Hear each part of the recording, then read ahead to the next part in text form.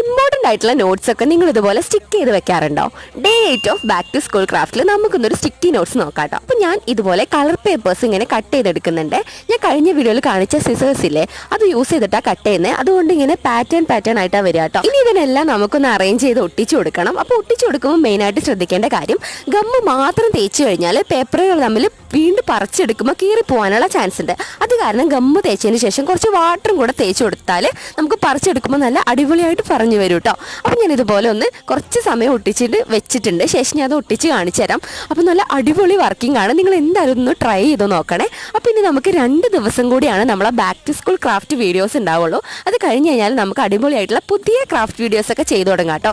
മാത്രമല്ല ഞാൻ next month ഒരു ഗിവ് അവേ കൂടെ കണ്ടക്ട് ചെയ്യുന്നുണ്ട്. അപ്പോൾ എന്തൊക്കെ സാധനങ്ങളാണ് നിങ്ങൾക്ക് വേണ്ടത് എന്നുള്ളതൊക്കെ കൂടെ ഇതിലൊന്ന് കമൻറ്റ് ചെയ്യണം കേട്ടോ. കൂടുതലും ക്രാഫ്റ്റ് ഐറ്റംസ് ആയിരിക്കും ഞാൻ തരാൻ വേണ്ടിയിട്ട് പോകുന്നത്.